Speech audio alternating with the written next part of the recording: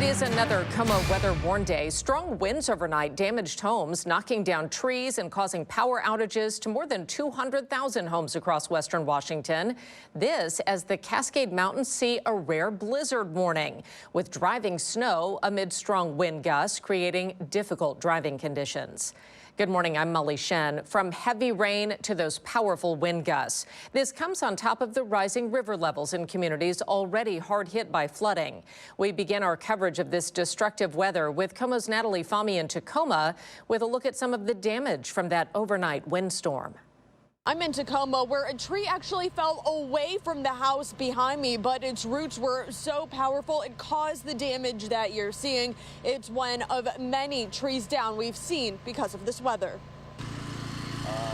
A combination of soaking wet soil from the past week, plus whipping winds, is creating a mess in western Washington. Have you seen anything like this before? No, I haven't. No, not at all. Not like this. Nope. In Tacoma, a family waking up to a crashing tree, uprooting part of their home and causing significant damage.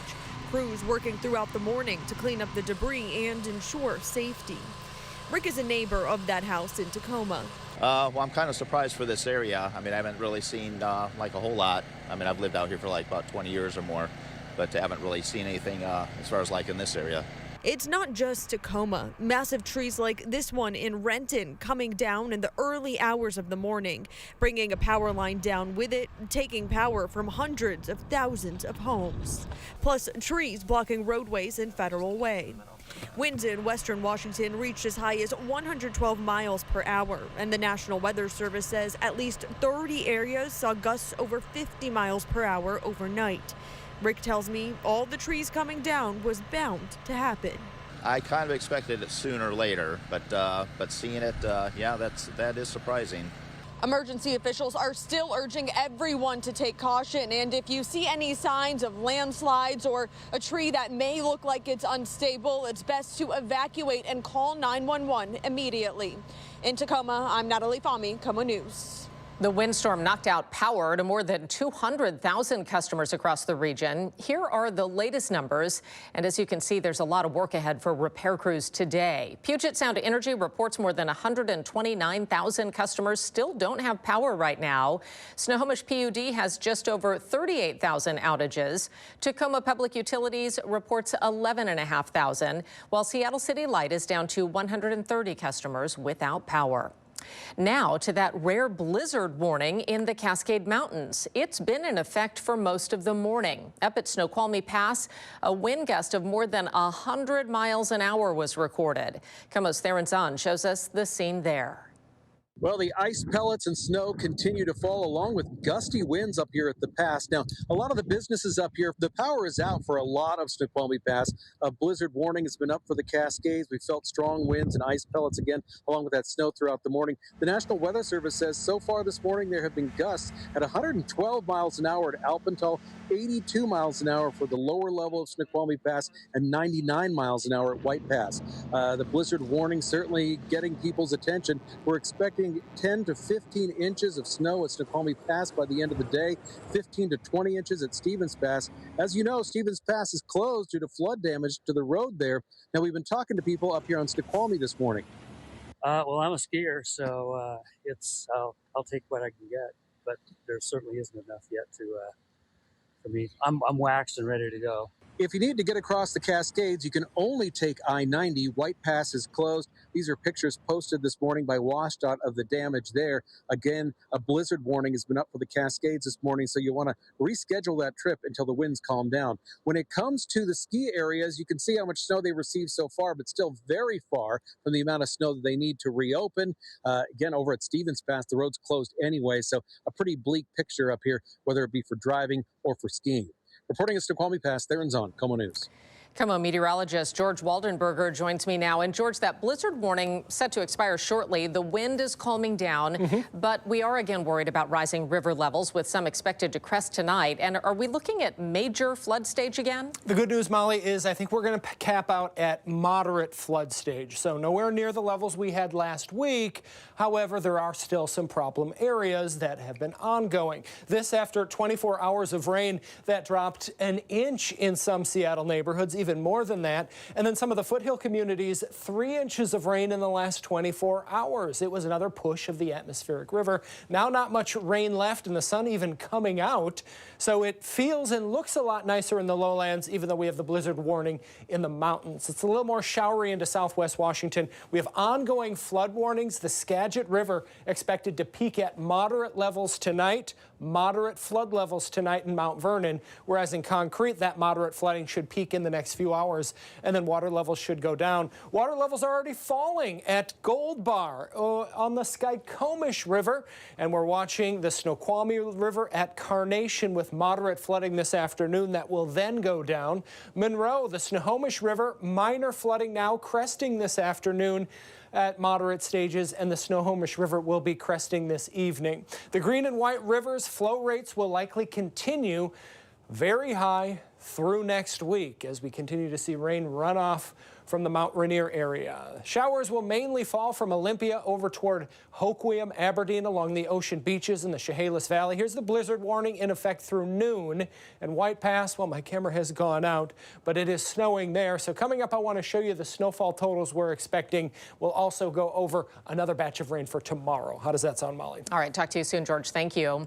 Now to South King County, where the rush is on to repair a flood barrier. Leaders in Pacific say they are anticipating increased flows in the coming days. The sandbags stacked along the White River are meant to plug the break where emergency management says a barrier failed. The mayor says the game plan is to stop the damage, repair the wall, and prepare future barriers for expected increased water flows over the coming days. That's based on the forecast, as well as ongoing needs to release water from the Mud Mountain Dam. Yesterday morning, a total of 220 homes were evacuated because of the barrier failure. It is unknown right now when that evacuation order will be lifted. And this morning, hundreds of Auburn residents remain under those evacuation orders as the water levels continue to rise along the Green River. A level 3 go now evacuation is still in place for areas southeast of 277th and B Streets. That's forcing many families out of their homes with no clear timeline on when they'll be able to return. Level 2 evacuations are also in place. Dozens of people now staying in Red Cross shelters as crews continue to monitor the flooding and assess the damage in those low-lying neighborhoods.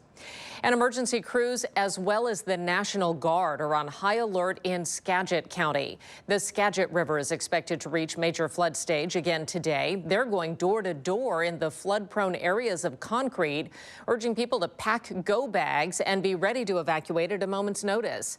Saturated hillsides, relentless rain, and potential dam releases are raising concerns about flooding as well as landslides across the North Cascades. Emergency officials in several counties are keeping a close eye on those rising river levels. This morning, we spoke with Brendan McCluskey from King County Emergency Management. I think overnight we didn't see any new levee breaches or issues with flooding. Of course, we're still working on the issues in the White River and the Green River from previous days, and just still bracing for what could come in the next few days.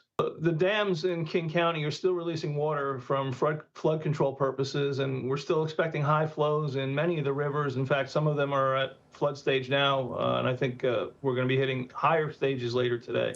There is a shelter open in Auburn for flooding victims. The Red Cross website has additional information about the shelter as well as others in the region. Governor Bob Ferguson has expanded Washington's emergency proclamation in response to the historic flooding statewide. The amendment activates faster cash and benefits assistance across 14 counties. It also directs $3.5 million in emergency funds for relief and recovery. A massive amount of work is being done right now to make sure we're getting resources out to individuals, and we all understand that we need to move in a manner consistent with the scope of the challenge that Washingtonians are facing. In addition to those state resources, the governor says he's working on getting emergency funding from the federal government. Flooding and landslides are causing extensive damage to several roads around the state. A 49-mile stretch of U.S. Highway 2 remains closed, and we've learned the damage there is so extreme the repairs could take months. This is southbound Highway 167 in the Auburn-Kent area, which just reopened a short time ago, though northbound remains closed due to the flooding. This morning, we asked WashDOT's David Rasbach if the strong wind and rain overnight added to the road closures list. You know, our crews have faced some additional challenges with the latest round of weather that came through. We had some trees go down, some more water over the roadway, a couple small slides in the area, but they've worked hard overnight, and we currently have no full closures anywhere else. There are some lane closures and things like that around the area. Rasbach adds that the closures are causing traffic delays on other roads. He urged drivers to leave early, don't be in a rush, and do not drive around any road closed signs or into standing water.